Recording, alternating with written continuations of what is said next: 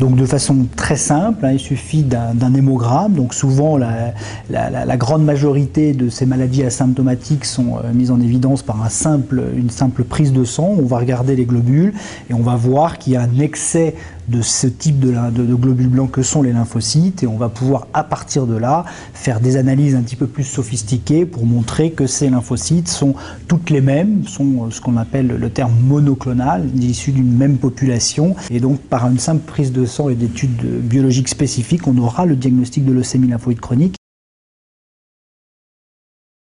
Il n'est pas nécessaire actuellement de façon consensuelle, mais on essaye chez des sujets jeunes de définir le moment où ils vont éventuellement progresser vers une forme symptomatique, et puis d'une certaine façon de le prévenir par le traitement, mais ça ce sont des essais thérapeutiques. Actuellement, dans les formes asymptomatiques, on ne traite pas la maladie, mais le fait de l'avoir détectée précocement, on sait la surveiller.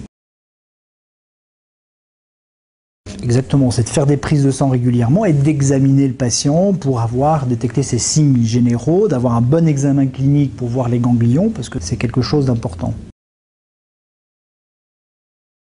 Quand on parle de symptomatique et asymptomatique, on arrive à avoir des classifications précises en fonction du nombre ou les aires ganglionnaires atteints, en fonction de la prise de sang, et donc on va avoir différents stades. Il y a un stade qui est plutôt ganglionnaire, un stade qui est plutôt médulaire, donc d'atteinte de la moelle avec l'anémie, thrombopénie, et plus on va vers ces stades, plus le besoin d'un traitement est important.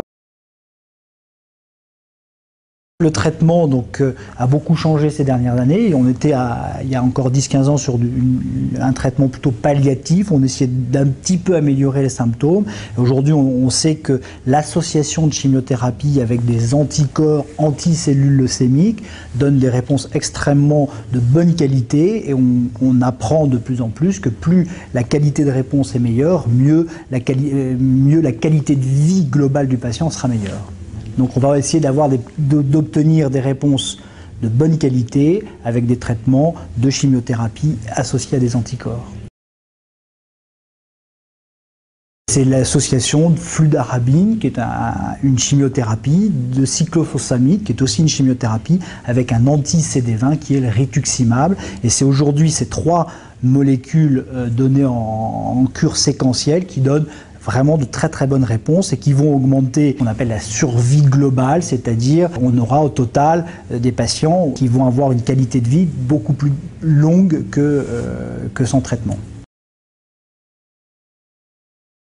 Ces 6 mois de traitement, ce sont des cures séquentielles. Alors en France particulièrement, on utilise ces associations par voie orale pendant 3 jours par mois, et c'est souvent 6 mois, en sachant que la toxicité peut s'accumuler, qu'on peut avoir moins de 6 mois de traitement au total. On pose la question d'un entretien, c'est-à-dire rien de façon consensuelle versus l'entretien par rituximab pendant 2 ans.